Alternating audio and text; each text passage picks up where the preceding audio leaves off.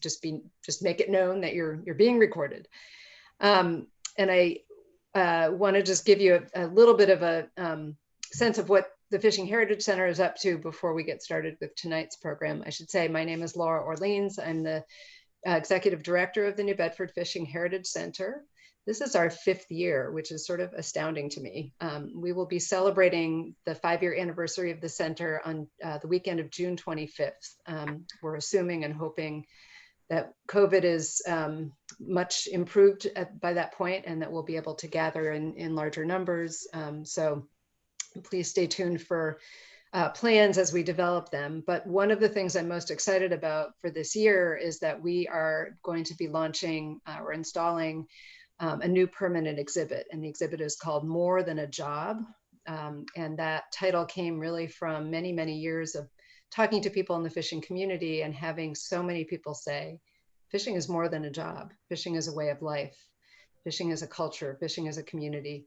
And so that idea of more than a job felt like a really great way of encompassing that idea and that sentiment. And so we're very excited. The exhibit will include such things as a working deck, galley, that Fairhaven Shipyard, and also some bunks that Fairhaven Shipyard is building, a scallop dredge that Blue Fleet Welding is creating for us, and then an absolute ton of digital media. So all of these many, many years, and I go back to the early 2000s when we started the Working Waterfront Festival, but the many years of recording oral histories and interviews of people in the fishing community, we've been able to mine that wonderful resource over all of these months of COVID. It's actually been really fun to pick out wonderful excerpts that represent the whole breadth of the industry. So we've got the voices of the fishing community really well represented. And I think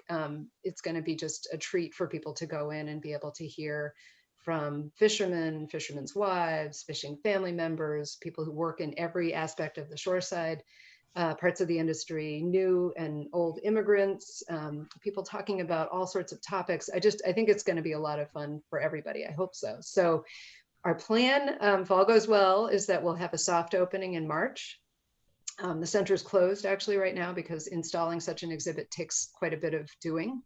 But we plan to reopen mid-March, pending the situation with the pandemic. And it'll be kind of a soft opening at that point, and then a grand opening at the end of June. And we're really looking forward to all of that. So stay tuned for that. If you follow us on Facebook, there'll be lots of announcements there. If you subscribe to our e-newsletter, there'll be lots of information there as well. If you don't subscribe and you'd like to, you can go on our website, which is fishingheritagecenter.org, and there's a place to click to join the newsletter. And we send them out about once a month, unless there's something we feel is really compelling and we have to let you know sooner than the next month.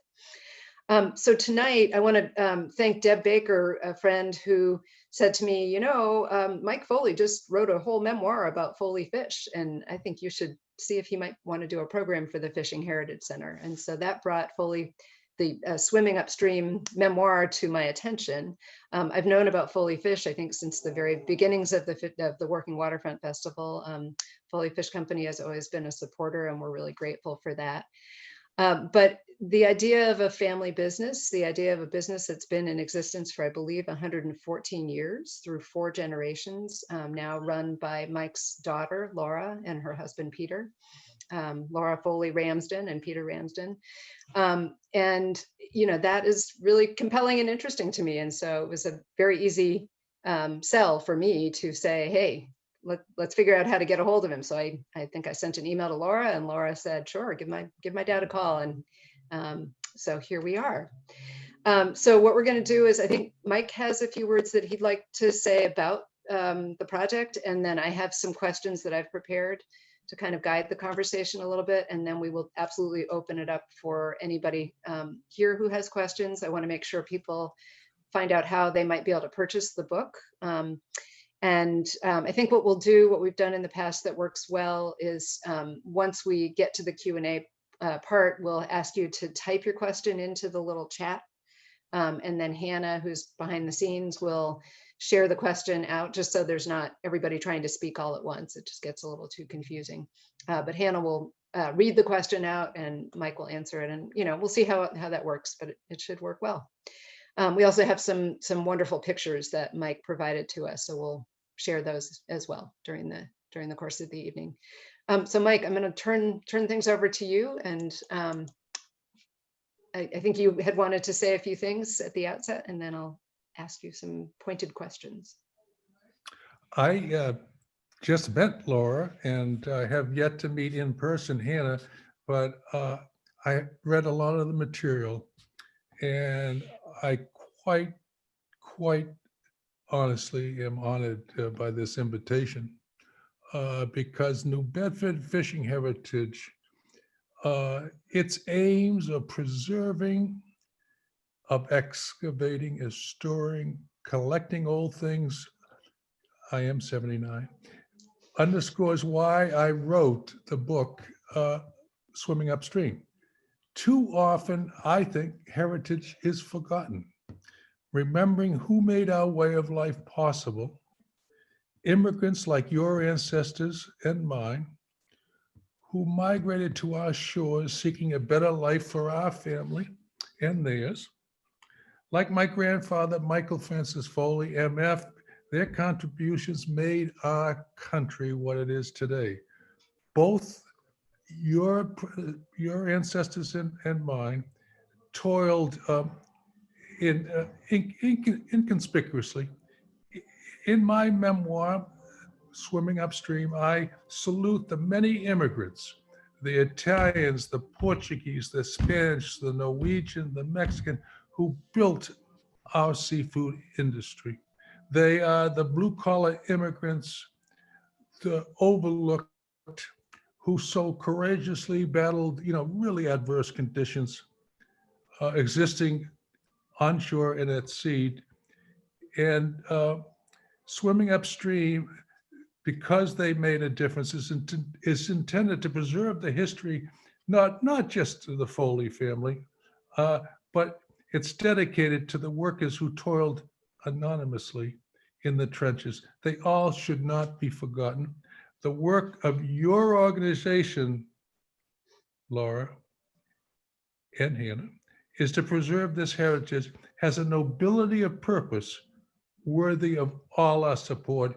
And I am pumped, to use my like to be here with you folks, because it is a noble project and it's close to my heart.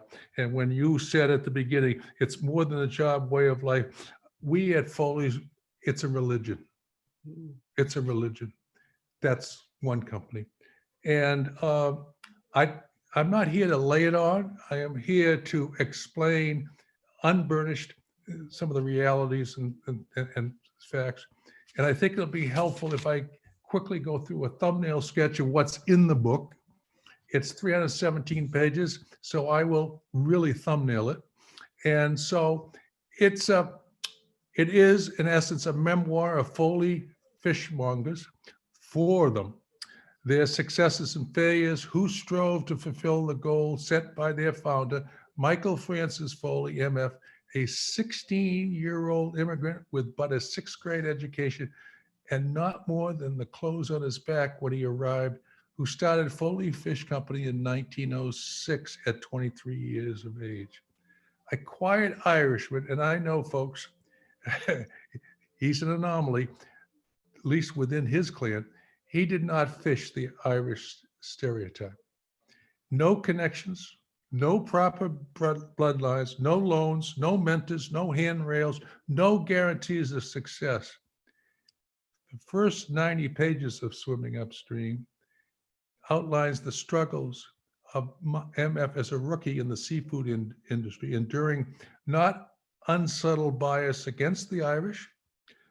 Through World War I, the Depression, near-death experience in 1932, once recovered, he built a backroom ownership on a flat iron building in Friend and Union Street into a successful retail operation just down the road from Faneuil Hall, a much bigger emporium, whereas competitors enjoyed the benefit of huge foot traffic for their retail operation. He, once the immigration surge ebbed in the late 20s, early 30s, he responded by establishing the first ever wholesale fish operation, selling fish from Boston to the Middle Atlantic and Midwestern states, fortunately through the benefit of trains. Next generation ownership, my father, he is an interesting guy. I had other adjectives for him when I was growing up because he was tough, demanding. But Frank Foley was a son of a rich man. By then, my grandfather was rich. He had just graduated from Harvard College, and he started immediately after graduation because he said, I was the least street smart person ever to enter the fish business. And there's a lot of rogues in that business. Frank Foley was not a professional manager. He didn't know fish, but he was a nut on quality that became the sine qua non of Foley Fish, hindered by a temper that accompanied his insistence on quality controls and attention to details. He presented Foley Fish, he precisioned Foley Fish, and through the counsel of men like Lou Ronsavelli, head of National Reef Fisheries in Gloucester, who taught him all about fish, and the many fishermen that we came in contact, its spoilage, and countermeasures to preserve freshness. Frank Foley withstood an unsuccessful coup by his uncle Bill Maloney, who at the time was number 2 man to MF, who took all 100% of the wholesale accounts from Foley's to his new fish company. An aw shit moment, but could have been the end of the Foley Fish. Enter MFAF, me. I enter, like a lot in the third generation, when inbred imbecility often set in. In fact, over 50% of the privately owned companies in America never survived to the third generation. Uppermost always in my mind, not to be the last one at the helm on the watch when the boat sunk. Continued success was not guaranteed. Yes, I had a winning strategy carried over from MF and Frank Foley. So I was ahead. I was ahead in many ways. So I was fortunate. But I knew continued success was not guaranteed. Yes, I had a winning strategy, but I had to formulate a whole new management team and working group in New Bedford, which I constructed a new plan solely for the sale of supermarkets, which we had never done directly to supermarkets. Always been in the institutional field, restaurants, hotels, and country club. I returned in 1980 to build MF Foley and the New Bedford plant dedicated exclusively to those sales, a totally new venture. Upon arrival, another oh shit moment. First, Steve Connolly, number 2 man, left to start his own fish company, taking Foley Fish Boston's biggest account away while targeting other Foley Boston accounts for his new company. Secondly, second oh shit, one that when I was doing the due diligence after my father had convinced me, come back from where I was working to work and set up this plant, because I know the public is ready, the consumer is ready finally, not have to go to the restaurant, but can go to the market and get good fish. I know they're ready.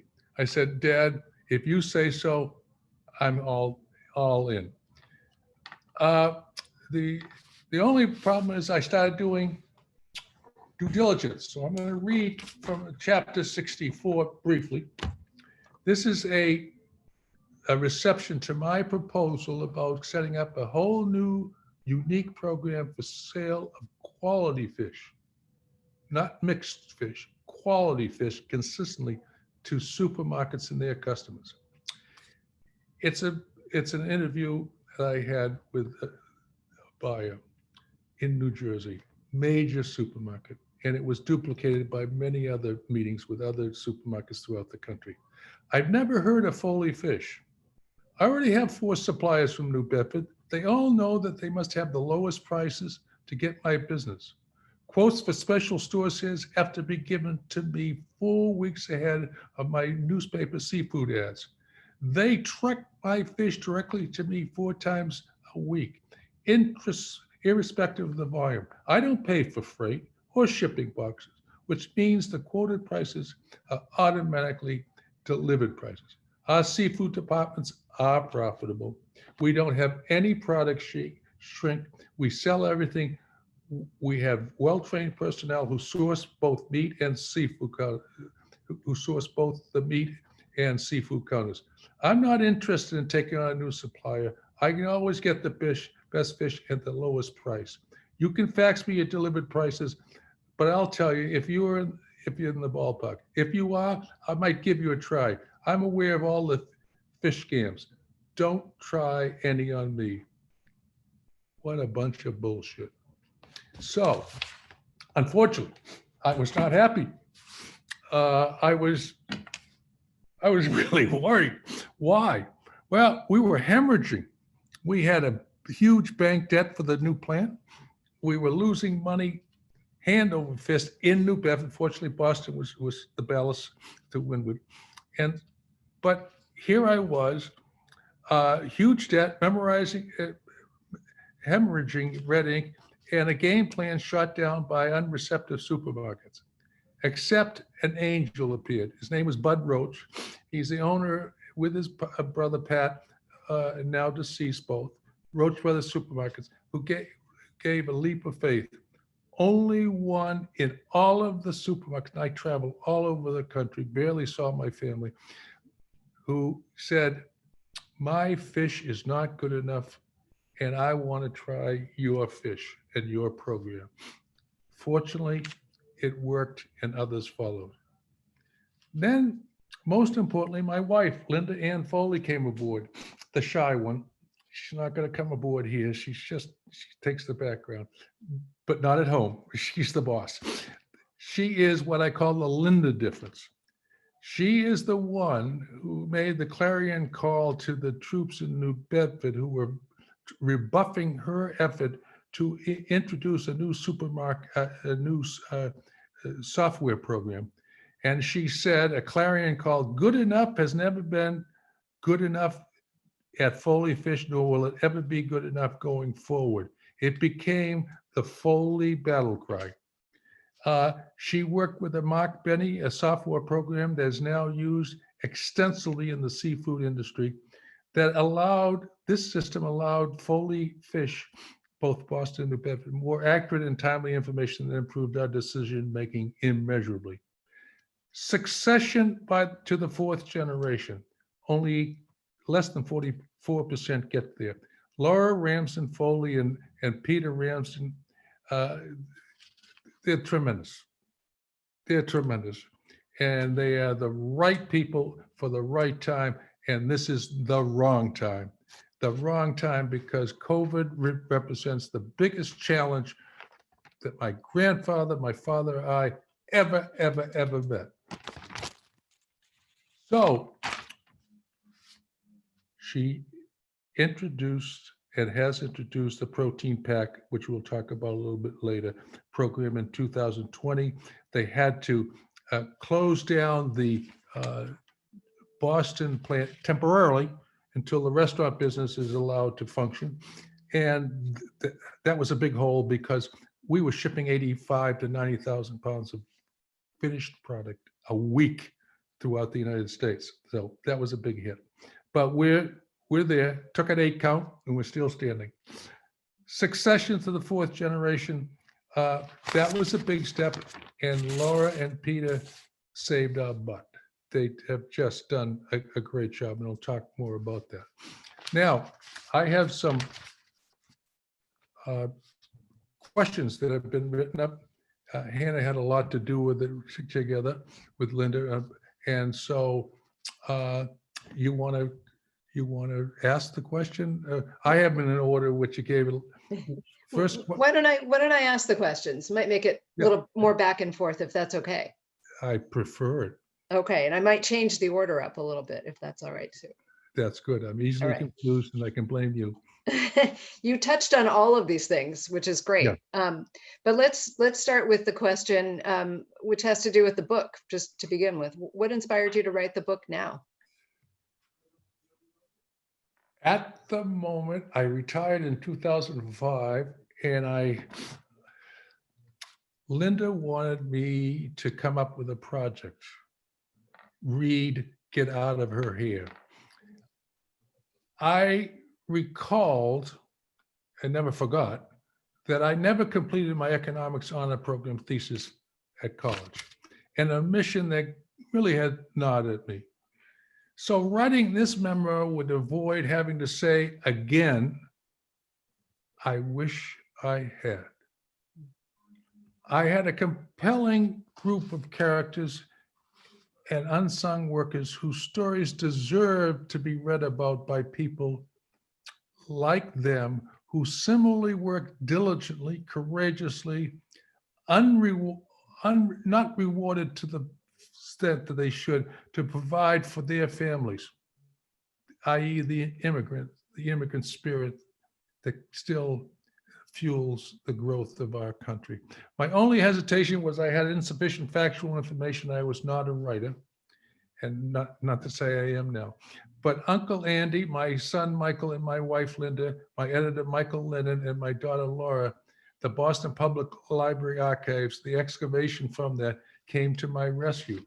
While on the road, I realized, and this became a very important point of traction for my book, how when I was out in the field, how I ran into so many people who didn't know much about fish. So God bless the Heritage Center because it still exists today. We know a lot better since the 1980 fish revolution and the coming on professional chefs and all the books that have publicized the proper way of handling and cooking fish. But we also learned a lot. And so what we have tried to do is to share what we've learned with the people who are in the business, both at the plant and in our customers. You are in the book exposed to the simple facts that you who are members of this center well know, that there is there's no one price for a fish at auction. You pay as a buyer the highest price for the best. Others buy lower grade fish. So there's a myriad of difference in it. Fish is really differentiable. Why? Because it's highly subject to spoilage. And the buyer's selection is fraught with dangers, and you need to know what you're studying to grade fish properly. Hence, my memoir was written ultimately for all readers. Long-winded answer, but that's how I felt. That's all right. It built up. Yeah. I mean, I think it's become a passion, but what was the process like for you? Did you have fun with it? Not the right adjective? Linda didn't. It was tough because I was not a good writer. I wrote stiffly. And so I had to have Michael came to my rescue. He's the son who's out in Hollywood now, successful writer. And he said, you've got to find your voice. You got to be crisp. You got to be conversational. And by the way, Dad, let the people who worked at Foley's do the talking, and you just become their stenographer. It really helped me. It relaxed me. And the people in the book who worked for me and who I met through the years, they're fun to learn about. And I hope you will enjoy that reading also. So. Did you learn anything about your family that was a surprise to you? Oh boy. MF was tight-lipped. He said, we don't talk about business at home. And and that carried on to his son, my father. And so, unbelievably, I didn't know much about the business other than I never saw my father because at 5 in the morning he'd be gone to work. He'd come back at night at 7, and he'd go to bed pretty quickly to get up that early the next day. So he didn't share a lot. He didn't push me into the fish business. And so I did learn through the book and while I was researching that about my grandfather. I didn't live when he was there except for his last years. And, he grew up in the 1880s. Gladstone Act in 1881, it was in place. The Irish were brutal. I mean, the British were brutal on the Irish. There was little education, no voting. And so he only had a 6th grade education. So he worked on the farm, an unremarkable start, but in many ways, his toolkit was full of the right stuff because he worked from dawn to dusk. Not being alive for most of those years, I learned how he started in Boston and some of the history that's in the book, and I will leave that to you. But he was such a man of low ego that it was little gaps. The biggest frustration for me was I didn't have a lot of the facts, and I had to dig. And that was fun. That the discoveries were just wonderful. I didn't know that he started in the fish pier, but his first venture with his brother failed. Next venture, he learned and became a manager. He did develop a home delivery program, so he turned around the bias of the Brahmins against the Irish to the bias for the Brahmins by this Irish fishmonger because they're rich. He wanted them as customers, so he developed a home delivery program primarily to the owners of homes in Commonwealth and Beacon Street, and it was the first of its kind. I never knew about my uncle Bill Maloney, who lived in the next town, because my father never talked about it, and now I found out because his unsuccessful goal almost destroyed the company, and that's in the book. And finally, my father was an interesting study who I really didn't know because I was away at military school, I was away at school in the Navy. So I didn't have a lot of time together under the roof, and he wasn't there at that house in Warburton, Massachusetts. So he was tough and demanding. He believed in spanking, and that's good because I was a pain in the ass. But as Mickey DeFanti, a very close friend and managing partner of a law firm in Rhode Island, said, Frank Foley was a person of low ego who was confounding at times to you, his associates, and his customers and competitors because his counterintuitive thinking was so subtle, so simple as to be overlooked and underestimated by others with much larger egos. Until the book, I had not realized either his softer side, and once I discovered the profit sharing plan, which I knew nothing about, I found it, everything I knew, that he became my rock. He produced a profit sharing without pressure plan, without pressure from the union, and in fact took future inheritance from his heirs like me to give appropriately to the workers of Foley Fish who had already earned it. Quite a guy.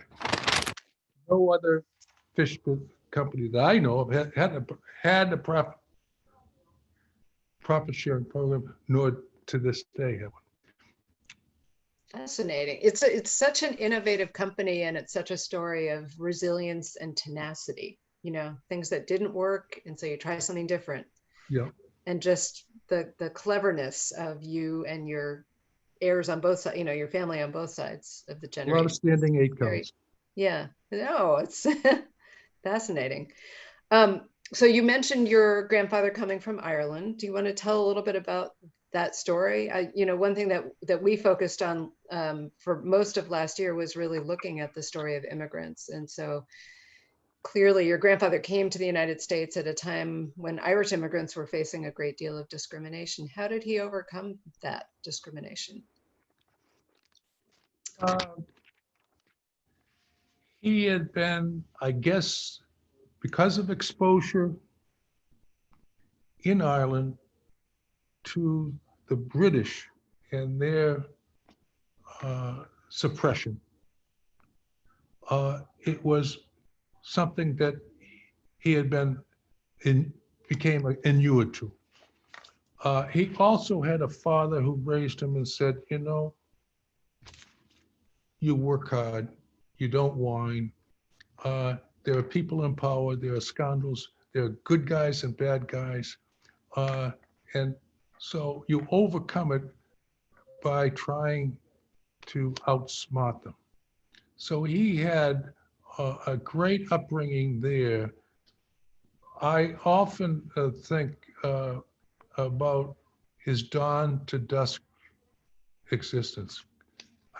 While writing, I said at the same age, at 15, 16, what was he doing? And son of a gun, what a gap. I fell so far short of that man getting up every morning, the chores he did till nighttime. And so I grew in awe of him. And I wish I could have chats with him now that I never had. So there is a bit of remorse, not get too heavy on it, but he wouldn't have told me much. He was tight-lipped. He wasn't a braggart. He would not say, look at me. He would say, go out and get experience. That's what I got on the farm, that I used in my toolkit when I came to America. That was my armor. I stuck to a game plan of working harder than the other person and just keeping my head down and at night thinking about how to get ahead. And not rocket science, just plain old street smart. Mm-hmm. Learn from experience. He was big on that. He said, I will not preach to you, Michael, or to my kids what to do. They have to have their own experience. And it's only after that, if they come to me, then I can sit down and talk to them and say, well, what do you think, what you learned? But, you can't summon your strengths until you find out your weaknesses. So he was big on learning from experience, and getting beaten up was part of that experience. And so he didn't take it as a wasted day. We wish it was otherwise, but it didn't stop him. And so that his quiet strength was enormously impactful to me when writing the book and finding out about him and doing the homework I did. Thank you. The fishing industry has traditionally been home to many family businesses. There are many that are still, working on the waterfront today, but yours has been in existence now, as we've mentioned, for 4 generations. Can you talk about the challenges of operating a family business and why you think Foley Fish has thrived all this time? Well, it didn't always thrive, but it was it persisted. Persistence you talked about earlier in your comments. The waterfront has been a gateway for immigrants because when you come as an immigrant, you don't have any college education, you don't have any degrees, you don't have any connections, you don't have any money. And what the seafood industry and the waterfront offered was no barriers to entry. You're willing to work hard? We'll take you in. Will we be fair? No. But we'll take you in. we'll pay your wage less than what you deserve, but maybe you can get ahead. It's up to you. Now, when he came, why did he come? Because he believed in what he heard about the American dream. His brother had preceded him over. But I want to refer to a book, The Other Bostonians, Poverty and Progress in the American Metropolis, 1880-1970, by Stephen Thernstrom, demonstrated that the prevailing folklore of starting at the bottom and moving to the top was a myth. Only 1 in 7 Boston immigrants moved to a job on the other side of manual labor. Only 1 in 20 moved to the professional and major proprietor station. 95% of Boston immigrants never attained white-collar occupations. So he had experienced the discrimination. He was fortunately ignorant of the steepness of the climb. His achievements validated the American dream. However, he would say, listen, don't use me as a measuring stick. You measure it by what were your dreams. Was your dream to provide for your family and give them opportunities for the kids to go to school and have a roof over their head and running water and maybe a car and maybe some vacation time and eating out? If you did, that's your American dream and you fulfilled it. Forget the statistics. He would say that, I guess I did reach the American dream, but his low ego would never allow him to pronounce that as fact. He would never say that. He didn't want others to look up and say, well, that's so unusual, it's daunting, and I give up.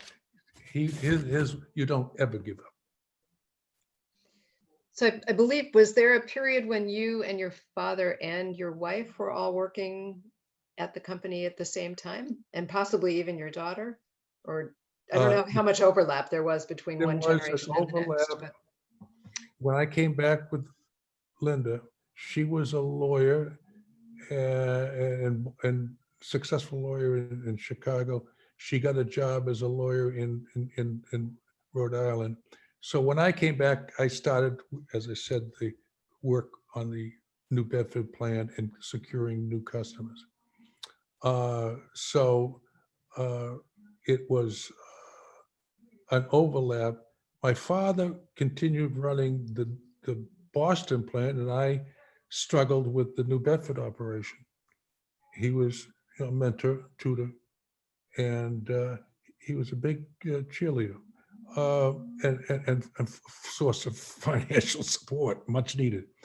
But we did overlap because Linda came into the company, fortunately, and became a co-owner, and she established what I told you about the software program, but more equally important, she raised the stature of the women who work in the administrative office at Foley's, both in Boston and New Bedford. It was always it's always been an all-male industry. It's always been an all-male management team, and sales and production were the dominant departments, and an administrator took a back seat. She elevated that to top status, and that was a great accomplishment because there is a glass ceiling, and I'm slow on the uptake. I'm Irish. I have an excuse. And reading Ruth Bader Ginsburg and looking at a documentary, I just finally woke up at 78, 79 years of age, how tough it is. I know I'm preaching to the audience. I don't want to kiss up, but I do want to say, you ladies moving ahead in the world that we exist in, and the business world especially, and running a family and at the same time business, you didn't have a lot of you had too many headwinds. Put it that way. So I think that sets a tone that was led to. I'm going to finish with Laura. We did hire, of course, we asked her to come into the company. She worked part-time while her husband was in investment banking. She'd work from her office in Darien, Connecticut. She learned and was, unlike her two brothers, she loved the fish business. And so I think because of Linda's example, that a family life, a good family life, and a business successful life can coexist was immensely important for them to come aboard at Foley Fish. Came great reward for us. And what's it like when you have a family gathering? Can you put the business aside, or is it kind of ever present? Well, when my father was alive, it never was spoken. When my grandfather was, it never was spoken. It was taboo.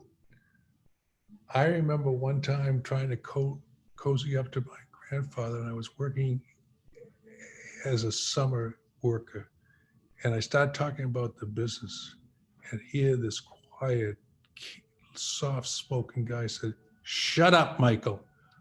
I mean, you could have shot a howitzer through me and it wouldn't be any more deadening than what that verbiage was. He was that adamant. There was no talking about it. Now, coming to my generation, no, I worked so long hours. I looked to the weekend and at home and we were now of a generation in the generational succession of life that we spent a lot of time with sports and kids and Indian guides that I ran and Indian Princess. And so, no, we didn't talk about the business world, except if the kids overheard Linda, who was never shy, later saying, "You know, you ran up that hill, but you forgot to bring the pail of water. You know, sometimes your boldness is fine, but it's not enough. Think about things before you do them." And so they might have listened to some arguments that she always won, by the way. So that's how I'd say, you know, it was a happy home, though. So I've long heard about this Foley Fish School. Yeah. And I think, you know, your efforts to educate the buyers, the fishmongers, the customers are really unusual. And I'm curious if you can just tell us more. What happens at Foley Fish School and how did that get started? Thanks. It was, I'm going to preface by saying I grew up in an age where Sports Illustrated jinx was very important. I was a jock. And if those of you in the audience are old enough to remember that jinx, it was if your team appeared on the cover of Sports Illustrated the next week, you automatically lost. So I'm going to go into some of the things we've accomplished, but I'm a little nervous because Sports Illustrated jinx might be there. But let me say, the Foley School of Fish was born of the recognition that we, in the hook to skillet chain of distribution, we had one weak link, and the strength of the distribution chain is only as strong as the weakest link. And that weak link was the people at the other end who received the product and didn't know what to do with it, how to properly ice it, take temperature tests, grade it, and rotate it, and cook it properly. So that was an unmet thing.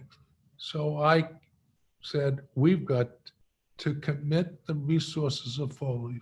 And just as the Foley team at Foley Fish in Boston, New Bedford, learned from more experienced people like Lou Ronsavelli at National Marine Fisheries and fishermen. So we want to share what we've learned with them so they can handle the product better. And so we can strengthen the linkage. So that was the genesis of the 50-50 of the Foley School of Fish that spawned in-store, in-house, in-restaurant seminars that have been hugely successful because we really showed, and we didn't do it selfishly, but it came out, win-win situations are the best. They saw that we really cared. And boy, we have a litany of accounts that are 50, 60-year-old accounts because of the strength of the personal relationships that we formed through this program.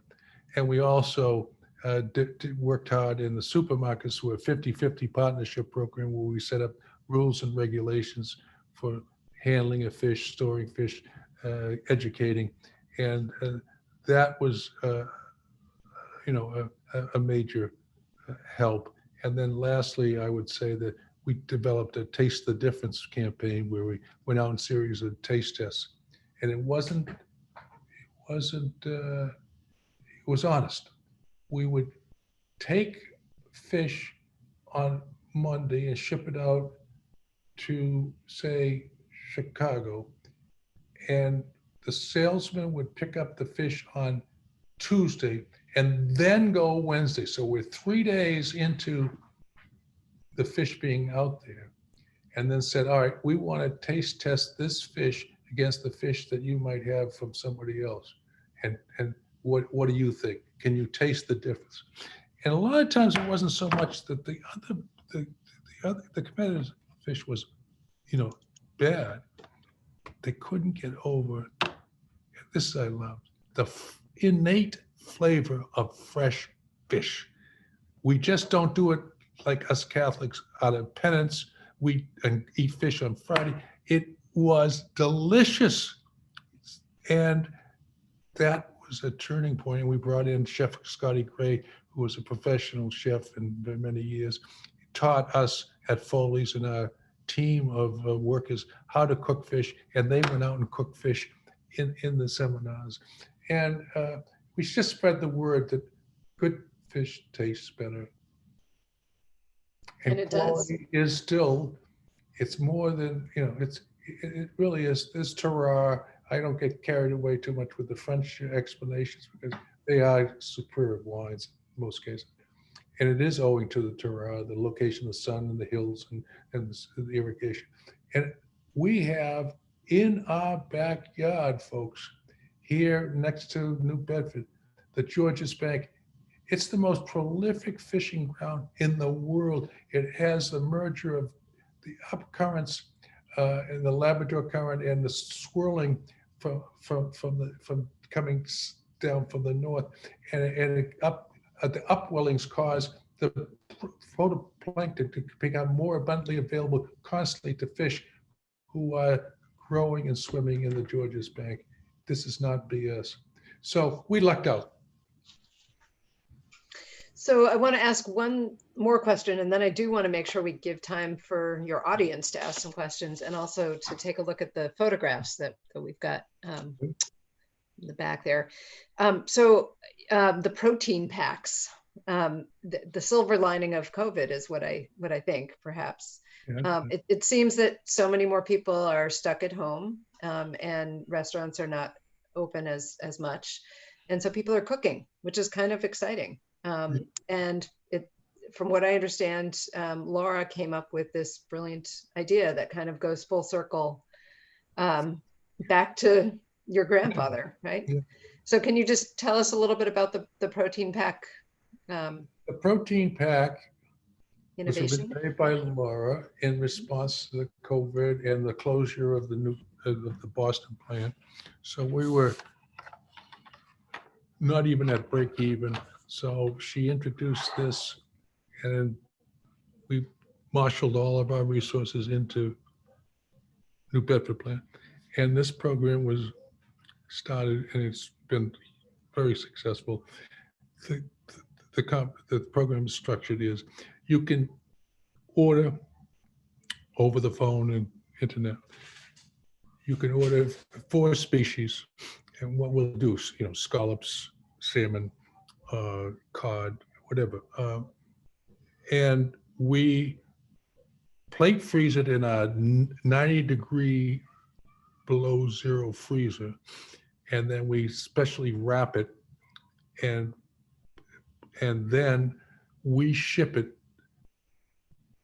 locally, a couple of times a week to the doorstep of people, like in New Bedford and other places, all the way over to Rhode Island.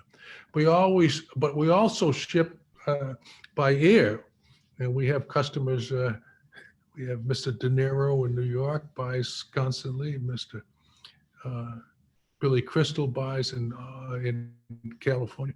We have a number of customers who now buy the protein pack because the almost unanimous feedback was, I've never tasted fish this good. And Mr. De Niro had two great restaurants in New York. He's eaten a lot of food. He's a foodie. And he said to us, I've never tasted fish this good. And so that was a high. We needed highs. We needed, during this time. But more importantly, so that's the genesis of it, and it's growing, and it's available through foleyfish.com, and you can go through there or call up 800-225-8102, and a salesperson could take care of your order and get it out to you with delivery, and away we go. Sounds terrific. And I think Hannah put it into the chat. So for people who want to get the link. Well, thank you for doing that. I appreciate that. So maybe we could take a look at the photographs, Hannah, as a transition. And if people want to start putting questions into the little chat, we can call on you, or Hannah can read the questions out. But let's. That is, as you're looking at it, in the left, the shorter man is my grandfather, MF. Many think he looks like a banker outside of the obvious outfit that he's wearing. And the man next to him is his brother-in-law, who ended up to be a scoundrel. Tried to abscond with all the accounts, and he did. But that's the friend in Union Street, and they operated out of the back end of that building. That building was torn down because of during the Kennedy, the erection of the Kennedy Center, and demolished as part of Scully Square reclamation. And with the proceeds from that, we were able to buy and produce our other plant, now also existing, the restaurant plant in Boston and in Dorchester. So that's the original fish market. We're back in in that picture, we're probably in about 1915. And it's right around the corner. Union Oyster House to the right, you literally go across the street 10 paces, that's the Union Oyster House, just to give you a background. In the back there on the left, if you go back in, that's Dock Square. In the back, it was the old Scully Square, which was infamous. And that's where we had the retail. Terrific. Another view. That's the Flatiron building. It's unique in architectural history. There's 7 floors. There was the basement where all the processing took place. It was wonderful because dampness was important. It's good for fish and handling and icing. And the retail was on the main level. Grandfather had an eye for advertisement, so he put in big windows so that passerbys could see the action and draw them in. He picked that location because most of the people at that time in the 20s, 30s were coming from going to the North Station from downtown Boston to go home to suburbs in north of Boston. So it was a great location, And upstairs were freezer rooms and changing rooms and storage for boxes and so forth. But that 16-year-old kid owned that building, and it was historians that the owner of that original owner was President Adams, and his President Adams' grandson bequeathed it to Harvard, and my grandfather, the sixth grader, was a tenant and paid rent to Harvard College. So come the full circle. So that's our Foley fish plant that was the original one in Friend and Union Street, downtown, right across from Friend and Union Street, if you know that, the flower gardens there, and it was quite a place, a lot of history. That's a picture in New Bedford, and we have 3 generations. Ladies first, Laura, beginning lower inset left, my wife Linda. Up above, yours truly, and to the right, my father, Frank Foley.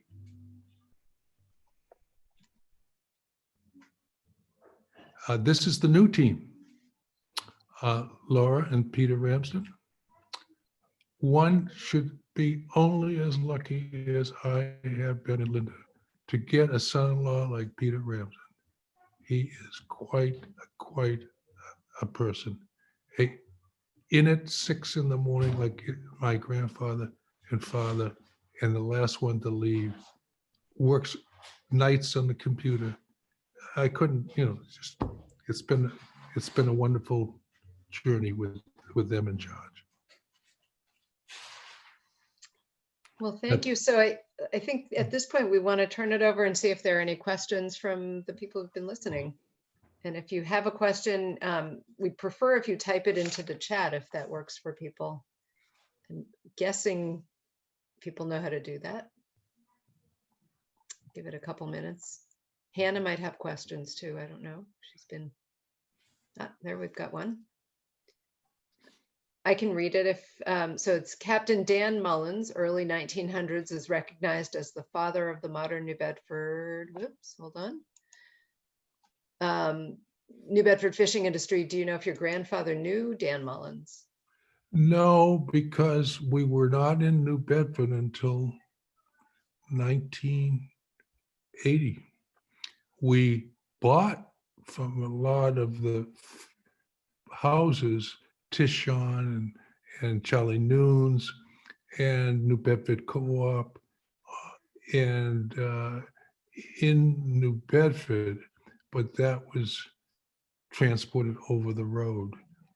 So he did not have the direct contact with a lot of those fishermen in New Bedford. We were really an outsider coming in, and New Bedford is pretty wary of outsiders. So we had to earn their respect.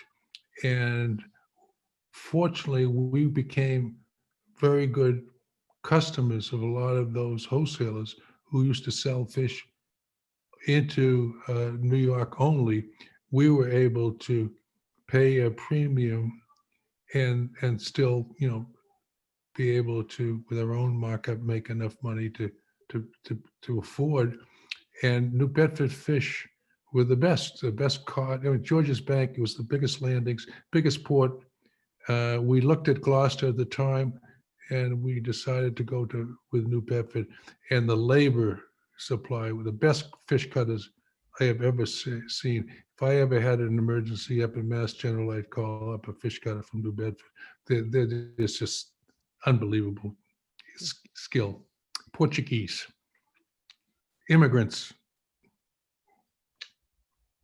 Well, that makes me think of a question. Are there questions out there that I'm not seeing? Right now the chat is quiet. No, actually, I had one there. Oh, okay. Yeah, just want to make a couple of comments actually about Foley Fish when they first came to New Bedford. Do you remember when you first started buying scallops off the boats? Yes, What year was that, more or less?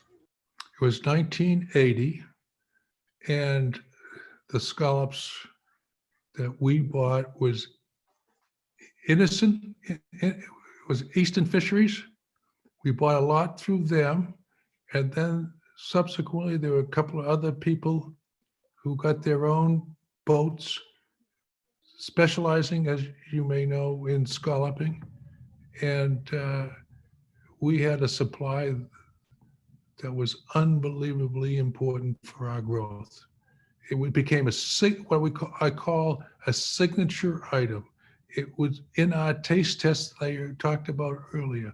We would go out into Chicago, Detroit. We would go out to Los Angeles, and we say, "Here's our sea scallop. Take out yours. What do you think?" We blow them away. That's how good the sea scallop is in New Bedford, from the Georges. What a lot of people may not realize, though, is you guys actually started, Foley Fish actually started sending people down to the boats at the time of offloading to inspect Yes, the scallops. yes. And a lot of boats weren't too thrilled by that particular extra inspection process, but it really did help with a lot of the product coming ashore here, and the quality control was getting better and better as that went on. Yes, sir. We were pests. We were pests. We're a pain in the ass. That's exactly But what I was boy, going to say. but boy, did they like our payments. No quibble that day. Did they like our consistency? Did they like the lack of bullshit? Did they appreciate that we knew what the hell we were looking at? We knew the scams, the soaking and everything. We were able to be a professional buyer, and we ran into enough people on the sell side, the sea scallopers. I hope, was mutual respect, because we never ever cheated. We we never cheated, and we never said, "Oh, that's not good," when we knew it was great to get a lower price. We never begged for a discount. It No, wasn't right. and actually that led into as a forerunner to the open display auction that we have here in New Bedford now. So The that was a open major display turning auction. point. I'm sorry. Go ahead. I interrupted you. Yeah, no, I was just going to say that was a major turning point for this city and for the industry. We should have kept it. And we had a guy at, I won't say his name, who really effed it up for the fishermen. And Boxing at Sea was going to be just a huge success. Gene Connors was responsible for it. Gene is he was a fisherman, and it should have happened. There were enough people who said it's going to make it difficult for us, because it's going to be the best fish sold to outsiders, and we can't control the waterfront. So it didn't have a chance, I guess. But I thought it was going to be the savior. But we have the New Bedford has the computer auction and everything. But we haven't talked about the cutbacks in the fisheries management in the 80s. That, as you probably know, we went from 260 days down to about 60. I mean, no other business in America could go and survive as the seafood, the fishermen had to, on a clampdown that severe. It was rough. It was really rough on the fishermen, and that's why the glory days have been taken from us. Hopefully they'll come back. Haddock is starting to pick up flounders. Sea scallops are still strong. But the halcyon days of New Bedford, the 60s, 70s, 80s, doesn't look good. Thank you, Mike. Thank you, sir. Someone had just a question about the protein packs for me. Do the protein packs include any kind of cooking directions or suggestions? Yes, we have, they can go on the internet and you'll see the following, that there will be information on nutrient, information on cooking. There'll be information on the sustainability of that species, if there's some concerns. The sourcing of it, we can track it right to where it was fished. That information is readily available. And so I think that there is a higher comfort factor buying it that way. And Laura has, I'm losing track of time at my old age, is 6, 7 years ago, she wrote really a great book, not because she's Foley. She went out and did homework like she was taught. She got the best chefs that we got to know over the years, and they would come up and furnish her with recipes on how to cook fish. And then she would sit down, and I was the beneficiary of tasting the recipes, and then she put together the book on cooking. And so that is available also to customers if they wanted to. I think it's quite good, and it's not esoteric. It's not complex. It's simple to do. The time it takes for you to do your peas, your vegetables, you can do your fish, everything done. And are the books, your book and that book, available also on the Foley Fish website? Laura's is, and mine is on a website that's Foley Fish. Swimming upstream through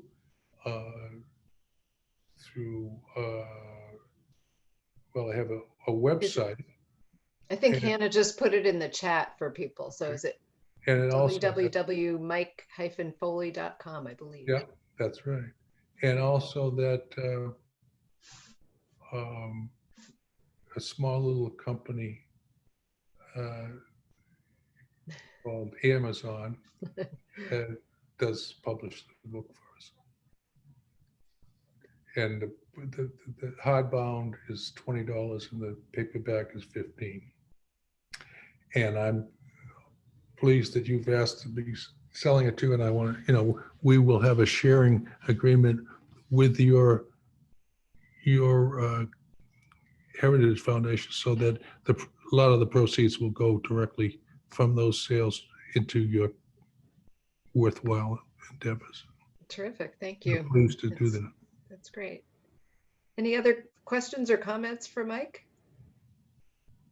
I don't have questions, but I have had some people message me directly just wanting to thank you, Mike. They've really enjoyed this and you've kept their attention the whole time and they've loved your humor. With big ears and bad acne, that's all I have. And I'll put in a little plug. We for the last few years before COVID, we had something called a seafood soiree. It was our version of a gala, and we thought it was pretty wonderful because what it did was to take product from the New Bedford fishing industry, cooked by chefs from the greater New Bedford area.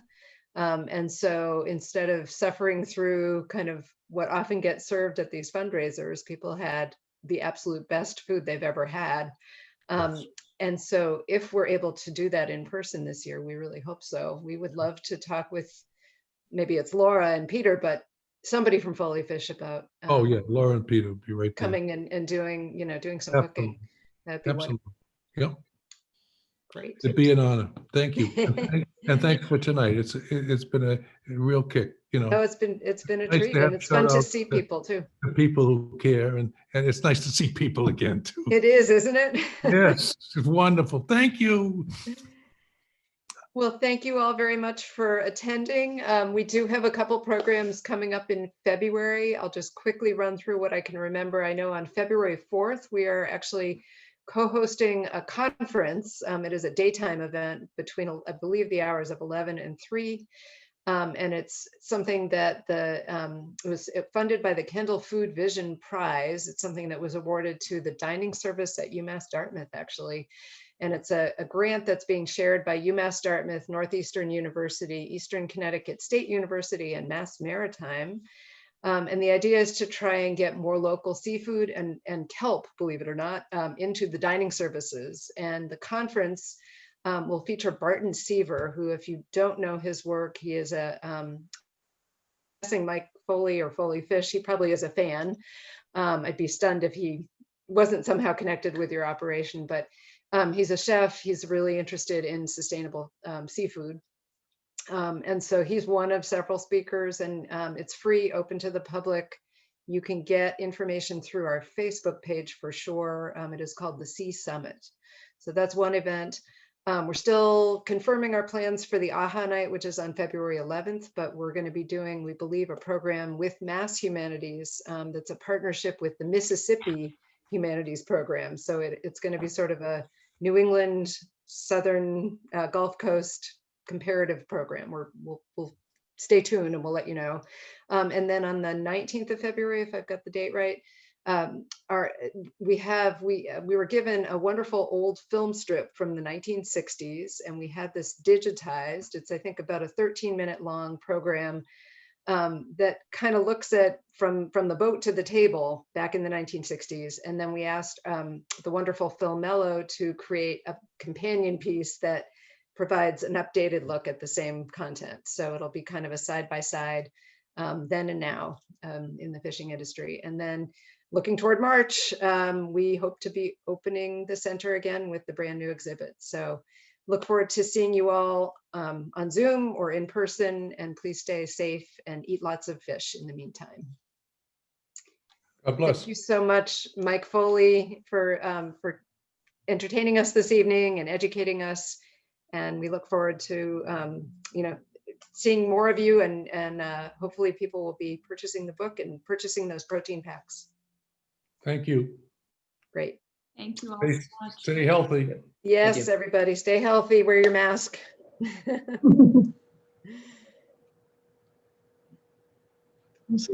Thank you. Thank you. Be well. Great Bye, Liz job. and Ken. Bye, it was Good great. Diane, Thank you. Jim, Madeline. Happy I can't see Foley. everybody, but I see Thank some you. of you. All right. Be well. Have a good Be well. weekend.